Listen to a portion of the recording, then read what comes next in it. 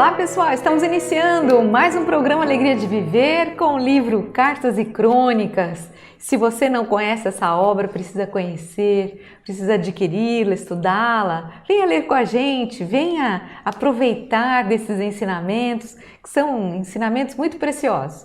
É uma obra que é de psicografia do nosso querido Francisco Cândido Xavier e o espírito que escreve pelo Chico é o espírito Humberto de Campos.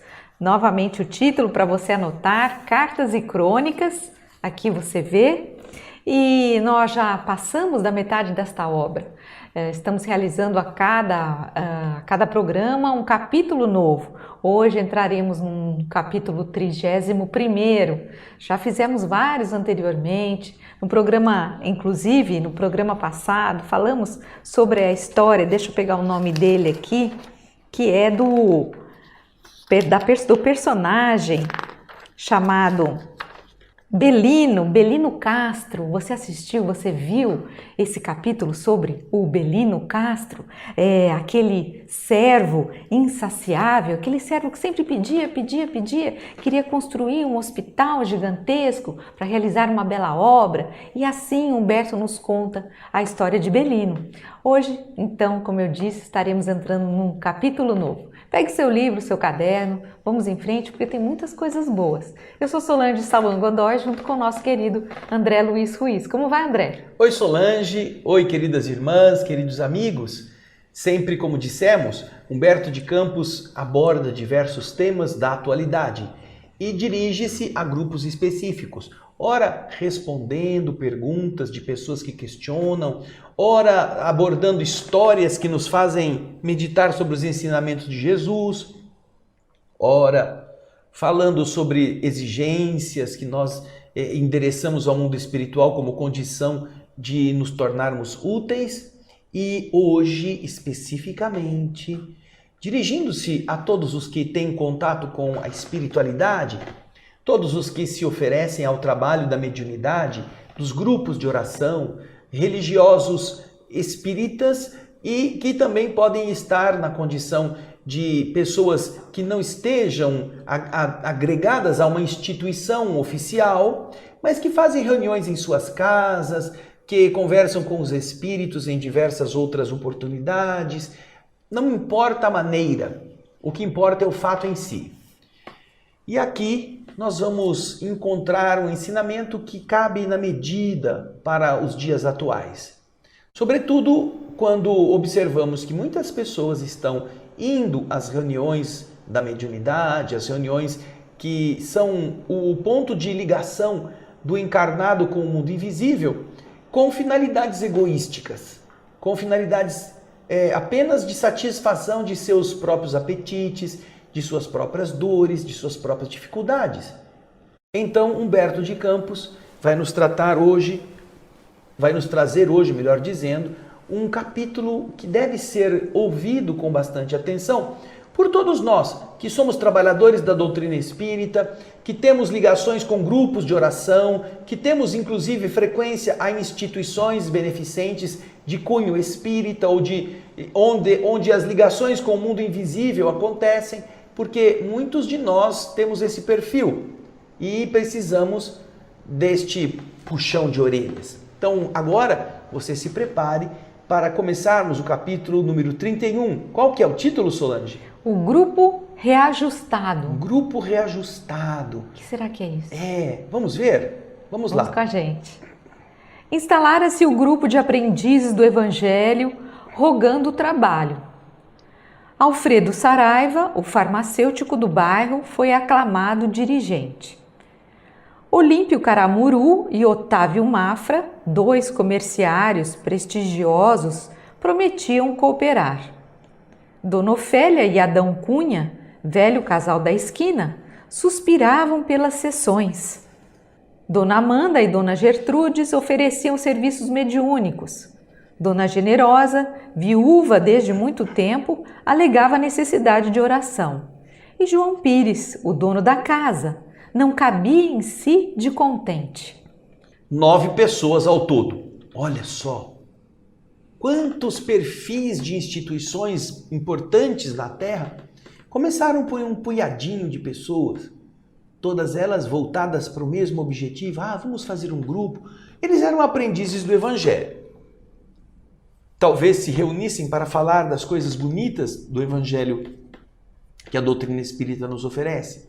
Até que então, de tanto reunir-se, de conversarem aqui nos dias marcados, resolveram constituir oficialmente uma agremiação de tarefas que pudessem não apenas ser ocasionais, mas que tivessem um objetivo. E aqui ele está descrevendo os 9 membros. Reuniam-se na casa de João Pires. A gente vê aqui que é uma reunião familiar, é uma reunião numa casa. Naqueles tempos antigos, as reuniões espíritas eram em casas de pessoas. Não é o melhor, não é a maneira mais adequada de mantermos intercâmbio, porque a casa de uma família, ela tem toda a oscilação vibratória dos seus membros. Enquanto que uma casa de oração isolada, num lugar onde não haja outro tipo de atividade humana, que não a atividade das reuniões em si, mantém um padrão fixo de energia, que pode ser a defesa vibratória contra o assédio de entidades difíceis, entidades inferiores, coisa que não acontece na casa onde moram as pessoas. Por quê? Porque por mais protegida que possa estar aquela casa, os que saem na rua, os que vão trabalhar, os que brigam no trânsito, os que falam palavrão, os que têm contatos com coisas ruins lá fora, voltam para dentro de casa com os pés cheios de barro, com a cabeça enlameada de ofensas, com sentimentos encruados de ódio e contaminam o ambiente. As entidades acompanham essas pessoas, elas invadem o ambiente da casa e dificultam a estabilização vibratória daquela circunstância tão necessária para a reunião mediúnica, no caso de uma reunião mediúnica. Porém, antigamente, por faltar recursos a uma instituição com sede própria, com um lugar isolado, era comum, em alguns lugares até hoje ainda é comum, que as pessoas se reunissem na casa de alguém, ou num cômodo ao fundo, ou em um quarto da família, e ali, nas datas específicas, fizessem as suas reuniões.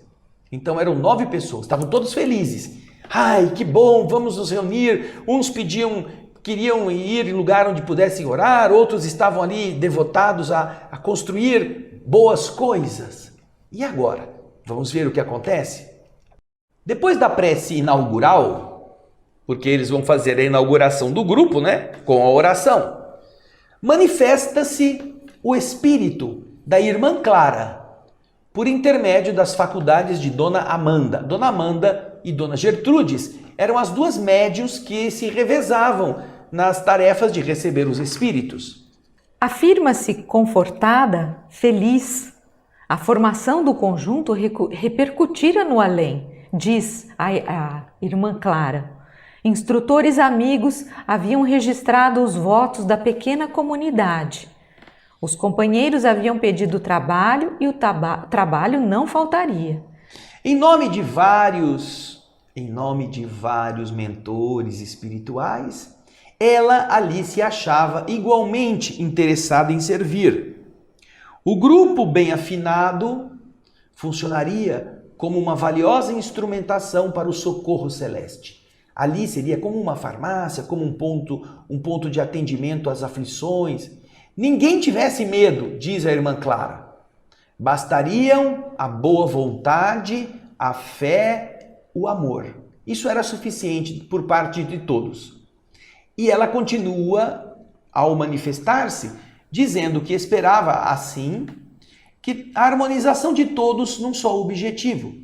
O objetivo era espalhar o bem. Em torno deles, na região ali, surgiam a ignorância e a miséria, gerando sofrimento. Poderiam fazer muito, distribuiriam consolação, esclarecimento, esperança. As reuniões começaram animadamente. Depois da prece, a leitura evangelizante. Textos preciosos aconselhando esforço e diligência no bem.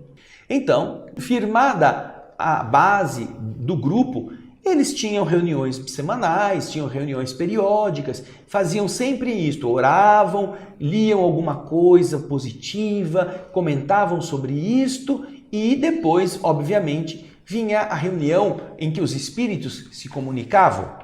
E ele continua descrevendo como que essa coisa tomou o rumo que os encarnados acabaram dando. Vamos acompanhar a descrição de Humberto. Entretanto, o pessoal parecia não ouvir. Tão logo se incorporava a irmã Clara, iniciavam as queixas e petições. A dona Gertrudes pedia assistência para o marido, que era um gozador do mundo, que estimava na descrença e no sarcasmo a sua razão de ser. Eu não acredito em nada. Vocês que são muito crédulos, vocês são os tontos. E a dona Gertrudes pedia que a irmã Clara ajudasse o marido. O Saraiva pedia passes contra o reumatismo. Tinha dor e pedia que os espíritos cuidassem. Caramuru insistia por alguma proteção ao estabelecimento, o negócio em que ele trabalhava, em que ele se mantinha empregado. Iniciada outra reunião, na outra semana, Dona Ofélia queria um remédio para a renitente dor de cabeça. Cunha solicitava ajuda para o seu armarinho. Precisava de fregueses. Os tempos andavam bicudos. E os impostos subiam constringentes. Dona Generosa perseverava, implorando uma comunicação direta com o filho desencarnado. Então, você vê que, na verdade, o grupo havia se formado com um objetivo A, mas, na verdade, o objetivo A não era para aplicar aos terceiros necessitados, era para eles mesmos.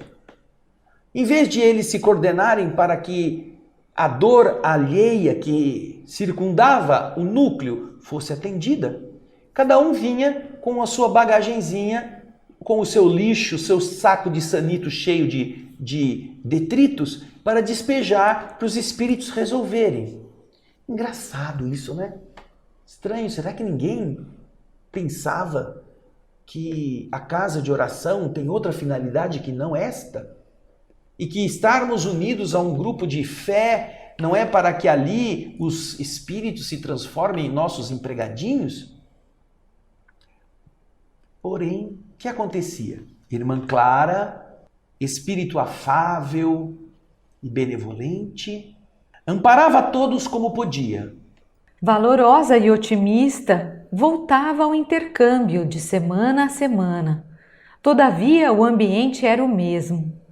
Mafra lembrava a necessidade de receber uma indicação eficaz para a perna direita. Desde que fora atropelado por um automóvel, vivia capengando. Pires rogava passes para 2 tios que se achavam em desalento.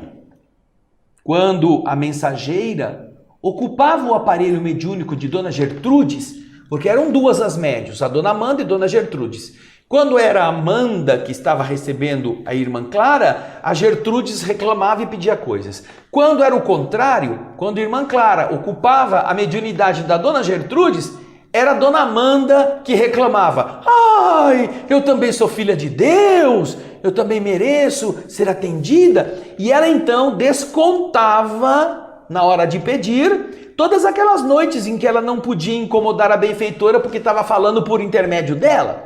Então ela pedia recursos contra a sua antiga doença do estômago. Ela reclamava proteção para 2 netos endiabrados na escola. Rogava ajuda para a filha, obrigada a suportar um esposo briguento e infiel. Ela então não perdia mais o tempo, ela tirava o atraso. Irmã Clara recorria à lei das provas. Asseverava o impositivo da luta indispensável ao aperfeiçoamento. Reportava-se ao próprio Cristo que não pudera furtar-se à cruz. Os circunstantes comoviam-se.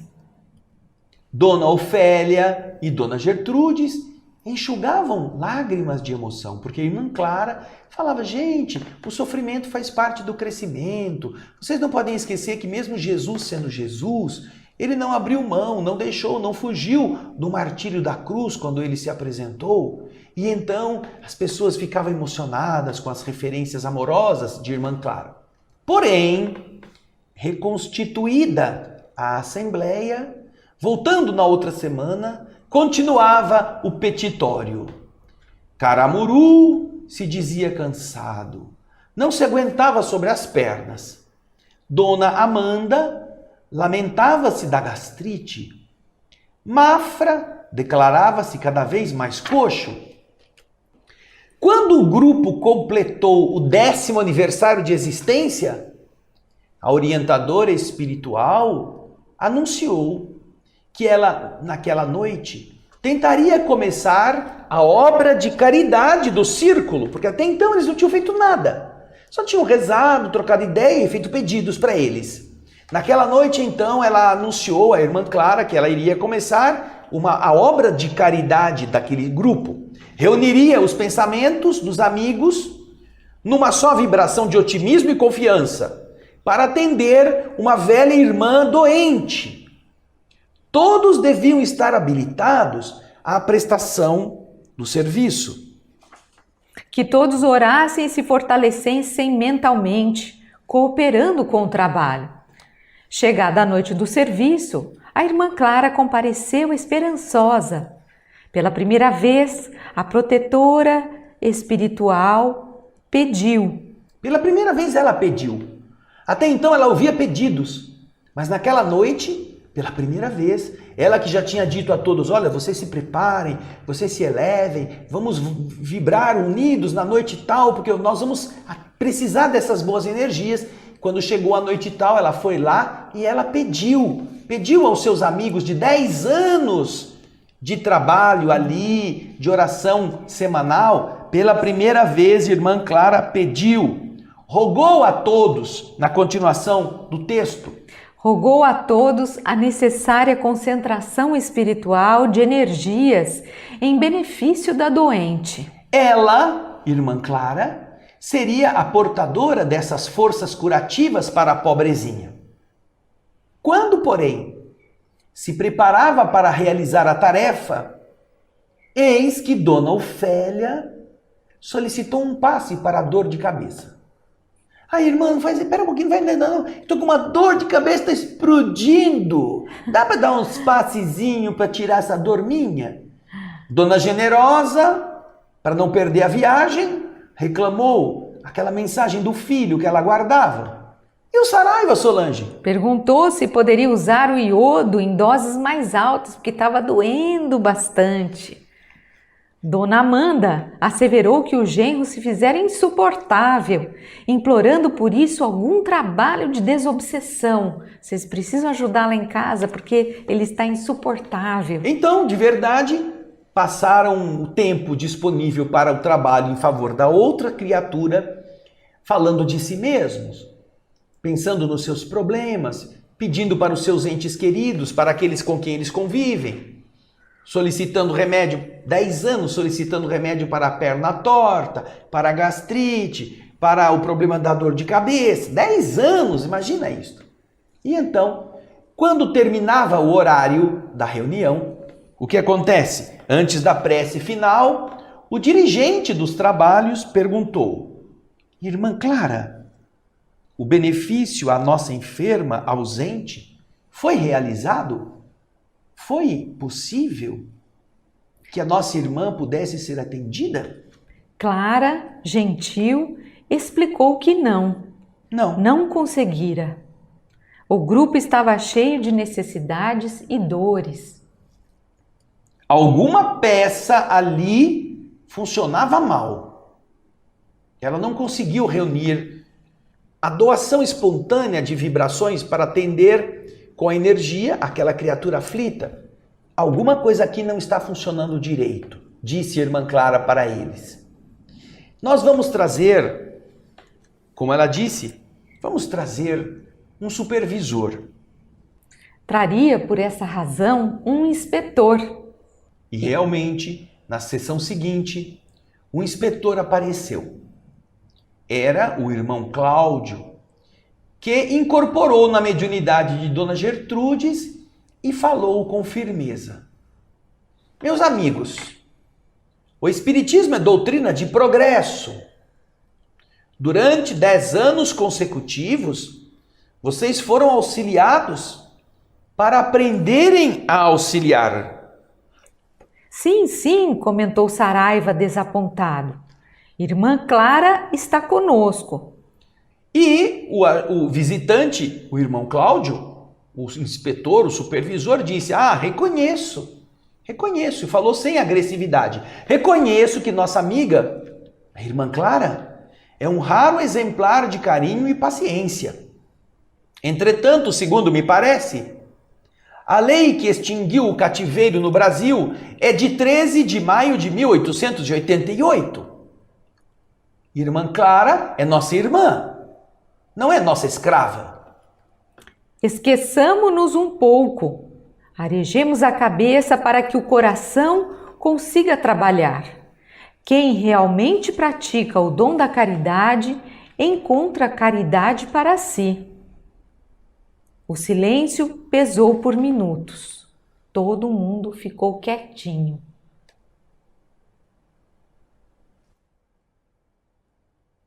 Olha como o silêncio faz barulho. Todo mundo ouviu o instrutor, o fiscal, todo mundo ouviu o inspetor. E ninguém abriu a boca. Depois de pesado silêncio, alguém lhe faz a pergunta: o que mais o amigo nos aconselha? E Cláudio, sem afetação, disse: não tenho mais nada para dizer, tudo já está dito. Então Saraiva falou solene: que Deus esteja conosco. O instrutor fixou um gesto de despedida e rematou: que Deus permanece conosco, não há dúvida, Saraiva. É preciso saber, porém, se nós, de nossa parte, estamos com Deus. Cláudio retirou-se e irmã Clara voltou a entender-se com os amigos. Mas, naquela noite, o quadro surgia outro. Dona Generosa silenciou sobre a vinda do filho. Mafra resignou-se com o defeito físico. Dona Amanda não se referiu à úlcera gástrica. Saraiva conformou-se com o reumatismo. Caramuru nada pediu para a casa em que trabalhava. Cunha esqueceu a loja. Dona Ofélia aliviara a cabeça. Pires, calado, parecia enfim satisfeito com a sorte dos familiares. Terminada a reunião, o diretor perguntou com humildade à mentora da casa se tudo estava bem. Irmã Clara, paciente, informou: bem, creio que o nosso inspetor resolveu o problema. Graças a Deus. E todos os companheiros, preocupados, repetiram a uma voz: graças a Deus! Quantos grupos de oração, quantas casas espíritas não passam por situações semelhantes? Pessoas querem ouvir os espíritos, querem fazer pedidos, querem tratar das coisas da matéria com a ajuda das entidades. É interessante. E eu vou contar aqui uma experiência que é, para mim, também bastante educativa. Na nossa instituição, quando nós chegamos, ainda muito jovens lá, minha família, a casa era muito pequenininha, ela só tinha meia dúzia de trabalhadores, todos idosos. E havia o hábito de 2 reuniões por semana, uma delas com a manifestação das entidades, com a mentora trabalhando através da mensagem do Evangelho, explicando, comentando, e depois as entidades necessitadas se manifestavam através dos médiuns, e por fim, um último espírito terminava a reunião, geralmente um espírito mais ligado às coisas da matéria, em que as pessoas faziam pedido para ele. Essa era a rotina da nossa instituição quando eu e minha família chegamos até lá. E continuamos vivendo essa experiência, o tempo foi passando, e na medida em que as coisas foram evoluindo e nós começamos a implementar estudo, leitura com o grupo, que era pequeno, nós percebíamos que não havia dificuldades, né? Não havia problemas. Porém, como a casa era um lugar muito pequenininho, era uma garagem, no máximo cabia 10, 12, 15 pessoas, no máximo. Iam sempre as mesmas pessoas. Era quase uma reunião pública com os mesmos participantes toda semana. Então era um grupo mais ou menos harmônico. E ali, Dona Maria Ribeiro se manifestava, as pessoas ouviam Dona Maria, depois faziam um pedido: Dona Maria, minha mãe está doente, eu queria pedir a senhora para levar o Dr. Bezerra lá. Dona Maria, eu tenho uma pessoa que está no hospital. Meu marido está muito nervoso. Dá uma passada lá em casa, vê se tem alguma entidade aflita para ela se atender. Era sempre essa conversa das pessoas que estavam acostumadas a ouvir Dona Maria, a ouvir o Nelson, que era o outro espírito que se manifestava, fazia pedidos. Então, ali você já via os espíritos generosos como a irmã Clara. Dona Maria, meu neto foi fazer vestibular, ajuda ele a passar. Que a Dona Maria explicava: olha, ele tem que estudar, a gente dá calma. Ou o Nelson dizia: olha, fala para ele estudar, para ele orar, para ele pedir aquilo que ele merece. E eles iam educando as pessoas através das respostas, mas nunca deixando que estas coisas os ofendessem, por dizer: não vou ajudar nada. Não, sempre foram generosos como a irmã Clara. Porém, o estudo foi abrindo a mente das pessoas e nós fomos mudando certas coisas. Até o dia em que, tendo o mundo espiritual determinado que na minha presença, na minha pessoa, se realizasse a responsabilidade pela direção doutrinária da instituição, nós deliberamos não mais ter reunião pública com a mediunidade das pessoas, a mediunidade dos médiuns exposta à curiosidade das pessoas. Só poderiam participar da reunião mediúnica o grupo mediúnico. Porque os curiosos chegam lá porque eles querem ver coisas, eles querem ouvir coisas, querem pedir coisas. E isso é nocivo para o equilíbrio da reunião. Então, nós não proibimos de ir ao centro, nós apenas dividimos a tarefa em duas partes. A primeira parte era o estudo do Evangelho, que qualquer pessoa podia ir ouvir o Evangelho. Então, falávamos do Evangelho, explicávamos a passagem do Evangelho segundo o Espiritismo, as pessoas ouviam.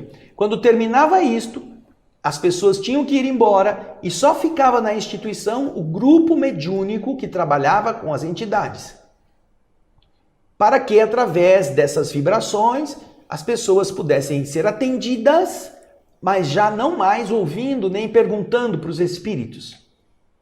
Nós preservávamos assim o equilíbrio vibratório do grupo e não deixávamos de atender pessoas que tinham ido ao centro espírita para ouvir uma mensagem de consolo, para terem esperança e até mesmo para portarem espíritos perturbadores com elas, que seriam retirados enquanto o Evangelho estava sendo ensinado, explicado, e permaneceriam depois para se manifestarem através dos médiuns, liberando o encarnado ou a sua família daquela presença. Então, continuava o trabalho sendo feito. Mas uma coisa interessante aconteceu. Depois de um tempo, quando as pessoas iam lá, que estavam acostumadas a ficar pedindo, a conversar com o espírito e percebiam que não podiam mais, boa parte foi embora, nunca mais voltou. Acabou o espetáculo. Isso. E, de verdade, quem passou a ir era quem precisava. E entendia que depois do Evangelho poderia estar liberado para voltar para casa, que o trabalho mediúnico aconteceria dentro do que a pessoa precisava. Então, houve uma seleção em que os curiosos, os marinheiros de primeira viagem, aqueles que gostam apenas de ouvir espíritos sem nunca se transformarem, já não apareciam mais. Agora que eu não posso mais ouvir o espírito, eu não vou mais. Quer dizer, nunca foi para ser espírita, nunca foi lá para aprender nada, foi lá que queria ouvir, queria pedir. E quando já não pode mais, porque isso gerou, depois dessa medida, uma harmonia muito maior no trabalho mediúnico, sem turbulências, sem interrupções de pensamentos ruins, sem pessoas que não estão preparadas para ouvir certas entidades obsessoras e que podem reagir de maneira amedrontada, de maneira assustada e perturbam o ambiente, o equilíbrio vibratório. Já não havia mais nada disto. Então agora havia o quê? Havia a serenidade necessária para que os espíritos trabalhadores do bem trouxessem quaisquer entidades aflitas para ser atendida através da mediunidade. Então você percebe que era necessário haver uma mudança para que melhorássemos o equilíbrio vibratório e também o atendimento das pessoas que agora iriam ouvir o Evangelho, pelo Evangelho, não pela curiosidade de ouvir espírito falando. Isso, e de uma certa forma também quebrar a dependência, porque nesses grupos mais antigos, né, que faziam as reuniões nas suas casas, às vezes recebia-se o espírito de uma avózinha que desencarnou, de um tio que desencarnou, ficava uma reunião quase que familiar para atender os interesses da família, dos amigos, de um grupo pequeno que lá frequentava. Quando isso já passa, passa a ter uma casa espírita, mesmo que seja um pequeno grupo, as pessoas, lógico, de acordo com a orientação espiritual, as pessoas deixam de se apegar a essa questão de falar com os espíritos, de pedir diretamente para os espíritos. Elas deixam esse costume, que era um costume mais antigo, e passam então a participar, a frequentar, a querer aprender, estudar. É um outro foco, o foco muda. Para de ser aquela reunião muito íntima, apenas para os amigos, que resolvam os problemas do dia a dia dos encarnados, para ser uma reunião que realmente seja uma reunião de auxílio àqueles que precisam, como disse o André.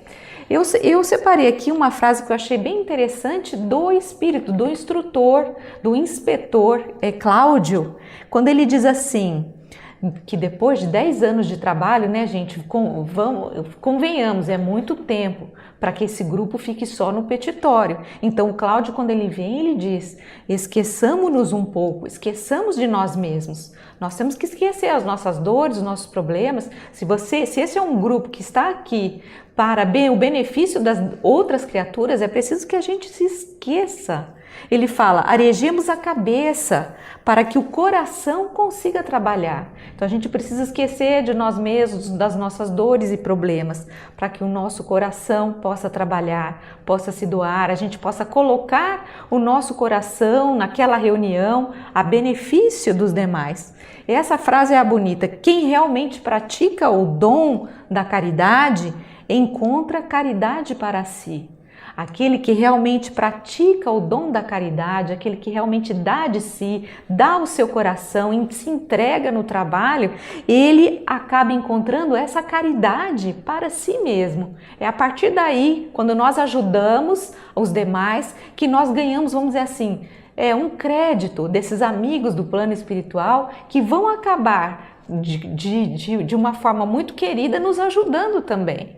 Não que a gente faça isso por alguma recompensa, nada disso, mas a gente vai fazer se doando e quando nós plantamos, ajudamos, acolhemos, porque é lógico que esses espíritos amigos não vão ajudar aqueles que estão realmente se dedicando e ajudando. Então aí sim que o plano espiritual investe mais ainda em nós, porque nós estamos sendo bons instrumentos. E é isso que o instrutor Cláudio vem dizer, esqueçam de vocês, coloquem a mão no arado, deem do coração de vocês, porque vocês no final vão receber ainda muito mais. Esquecendo-se, vocês estão abrindo espaço para que o universo se lembre de você. E isto é algo que na casa espírita, muitas vezes, as pessoas mais leigas, as pessoas menos afetas a essa capacidade de transformação, não querem. Elas não querem ter um esforço de aprender, elas querem que os espíritos resolvam. Dona Maria Ribeiro, essa orientadora nossa, costumava sempre dizer, os espíritos não são vossos empregados, vossos escravos, não são vossos servos. Os espíritos estão aqui para cooperar com a vontade de ajudar que vocês demonstram, como é o caso do grupo de 9 pessoas. Mas, se vocês vêm aqui e 10 anos vocês continuam pedindo, como disse a Solange, você vai estabelecer uma dependência psicológica. Se não, será que eu posso viajar? Tinha gente que ia na reunião mediúnica daqueles tempos, que ia dizer, Dona Maria, ô Nelson, eu vim aqui porque eu vim pedir autorização para eu poder viajar. Eu vou fazer uma viagem, eu quero a proteção, quero saber se eu posso ir. A hora, bolas, que você vai pedir. O espírito virou o quê? Virou motorneiro de bonde, virou motorista de ônibus, virou autorizador de viagem, carimbador de passaporte? Claro que não. Mas a pessoa, para se sentir segura, eu vou viajar, será que os espíritos me protegem? Eu vou lá pedir. Dona Maria, tô vendo, tá em vista de trocar minha casa, vou comprar uma casa nova, a senhora acha que eu devo fazer? Que isso? Então, essa dependência emocional, que dá uma certa segurança, mas não acrescenta nada, nós encontramos em muitas agremiações que trabalham com espíritos sem serem instituições espíritas, porque o fenômeno mediúnico é do ser humano, ele existe em toda parte. Existem núcleos religiosos com as suas religiões específicas, não espíritas, que fazem contato dos espíritos com todo mundo que vai lá. E essas pessoas continuam indo para pedir e continuam indo para pedir, nunca mudam, nunca melhoram, não se aperfeiçoam. Vão lá só falar com o pai disso, com a mãe daquilo, para ver se resolve o seu caso. Em alguns casos, o mundo espiritual também ajuda através desses trabalhos. Porém, o principal, que é esclarecer quem está indo lá pedir, geralmente isso não acontece. O que a gente vê é que numa casa espírita séria, geralmente sempre tem um espírito que põe o trem no trilho. Se a coisa está saindo um pouquinho, sempre tem um mentor, um espírito amigo, que às vezes coloca as coisas nos devidos lugares. Eu me lembro do passe do irmão Jucá, mas eu não vou saber contar muito bem essa história. Não sei se você se lembra, mas que mais um desses casos, né? Na história do Chico, seus biógrafos contam que no grupo espírita que eles realizavam, depois do Evangelho, depois de falar das coisas bonitas da mensagem de Jesus, vinha sempre aquilo, né? Eu preciso tomar um passe. Então a pessoa se levantava, ia lá na sala de passe, era um, era outro. Toda semana ia alguém, os que iam na reunião para aprender, queriam na verdade tomar o passe. E então, simultaneamente ou sistematicamente, toda semana, se havia 10 pessoas no grupo, as 10 queriam tomar passe. Entravam então na câmara de passe, iam lá os passistas dar energia para eles que estavam assim razoavelmente bem. Mas que você de vez em quando tem um distúrbio, uma discussão, um mal súbito, um mal-estar e você peça o passe, não há problema. Mas toda semana tomar passe, receber passe, estando bem de saúde, em equilíbrio, é desnecessário. E então o espírito anuncia para o grupo que, gente, olha, na próxima semana nós vamos receber um espírito especial que virá aqui à nossa casa. Então vocês se preparem que ele vai estar conosco para o atendimento da próxima semana. Todo mundo ficou feliz, eufórico. Uma semana eles passaram, limparam o centro espírita, trocaram a toalha da mesa, arrumaram umas flores, puseram no jarrão e estava tudo pronto. E então chegou o dia da reunião. Esse passe vai ser bom, né? E então, quando estavam todos reunidos, o espírito responsável anuncia: hoje, meus irmãos, vocês estão aqui para ouvir o Evangelho e nós temos a alegria de receber o nosso irmão Jucá, que veio para um passe magnético. Irmão Jucá, eu vou querer tomar passe com o espírito novo, ele vai dar passe na gente. Então, terminada a exposição do Evangelho, com os comentários, está aberta a câmara de passe para quem desejar. Fez uma fila, fizeram uma filinha lá, todos os que já tinham tomado 200 passes estavam lá para tomar passe, o passe especial. Então, relata o Chico que ele viu o espírito do irmão Jucá entrando, era um espírito magro, alto, ossudo, que andava assim meio duro. Entrou na câmara de passe. Aí foi o primeiro. Sentou-se o primeiro. Agora eu vou me elevar. E o espírito incorporado no passista aplicou 2 tabefes na orelha, um de um lado, outro do outro. O cara assustou. Pode levantar. Vem o outro. Ele saiu de lá de dentro achando meio esquisito. Entrou o segundo, sentou-se e lá foi as duas burdoadas na orelha, uma de cada lado, do irmão Jucá. Pá, pá! É claro, sem agressão, sem machucar, mas para quem estava esperando aquele... Aquele abana, alisa. Pá, pá. A pessoa assustava. E assim foi a fila com os 10, 12, 15, porque naquela noite era uma noite festiva, eles até trouxeram gente para vir na reunião, para ver um novo espírito que ia se manifestar lá na Câmara de Paz. Tomaram a burdoada os 15. Os 15. Foi todo mundo ficou quieto, ninguém abriu a boca. Terminou a reunião, foi todo mundo embora. Na semana seguinte, no dia da reunião, estavam todos reunidos na sala. Aí então falaram, fizeram a prece, veio o evangelho, comentaram o evangelho. Aí então depois o mentor levantou-se e disse: bem, meus irmãos, agora nós vamos para a nossa sessão do passe magnético. O irmão Jucá já está a postos, todos os que quiserem tomar passe podem se encaminhar para a câmara de passe. E aí o Espírito conta.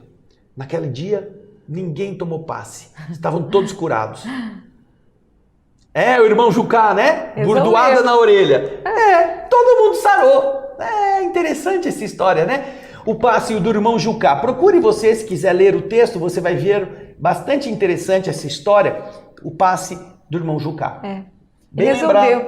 Resolveu, porque a gente costuma ter as nossas muletas, tem que ir lá tomar o nosso passe, tem que falar com o Espírito, e a gente vê que o que os Espíritos querem é que nós cuidemos de nós mesmos, que nós nos vigiemos nossos pensamentos, aquilo que a gente fala, aquilo que estamos sentindo, que nós estejamos alertas para que a gente não tenha que ficar recorrendo a eles a todo momento. Eles não têm que vir aqui nos salvar quando a gente se mete nos buracos. Então a gente tem que se cuidar, eles não querem que a gente fique encostando, sendo, utilizando eles como muletas. E é exatamente isso que essa lição passa, a gente tem que cuidar de nós mesmos. E numa eventualidade, é lógico, vamos tomar um passe, se realmente é preciso, vamos, às vezes pedir um conselho a um espírito amigo, tudo bem, mas que isso não seja uma coisa corriqueira, como um exercício comum a todas as semanas recorrendo dessa forma, que não a orientação seja um vício, deles. Que nós aprendamos a ter equilíbrio por nós mesmos, sem nos deixar abater por problemas. Esse é o melhor passe. E numa eventualidade, numa situação, é claro que ninguém é perfeito, vai lá, a Casa Espírita está aberta para isso. Mas lembre-se, você não pode fazer disso o vício. Passe não é cocaína. Passe é energia do bem que nós podemos obter do bem que a gente sentir e fizer fora do centro espírita. Tá bem? É isso mesmo, mais uma história. Vamos pegar aqui o título da história que eu estou para a gente falar sobre ela, que é, então, aquilo que aconteceu, o grupo reajustado. Reajustou-se o grupo. E é assim que acontece. Nos lugares sérios, os espíritos sempre colocam as coisas nos eixos, não é? Quando as coisas estão um pouco destrambelhadas. Mas estaremos, então, dando continuidade no próximo programa, falando no reino doméstico. É uma outra história que o nosso querido Humberto de Campos vai trazer para nós. Vocês possam estar conosco, nós agradecemos a participação, assista os programas anteriores, não deixa de curtir, compartilhar também, porque tem muitas coisas boas que a gente precisa multiplicar. Lembrando também que você pode conhecer um programa belíssimo, que é o programa O Espírito da Letra, onde nós estamos fazendo, o André Ruiz está fazendo a leitura e o comentário da obra, que é o Evolução em Dois Mundos. Acompanhe sempre com capítulos novos. youtube.com/o Espírito da Letra, tudo junto. Você vai lá, tem 9 livros completos, já lidos e comentados, e agora o 10º livro em andamento, tá bom? Obrigado pela sua audiência, Solange. Um grande abraço. Até o próximo Alegria de Viver. Tchau, gente. Beijo.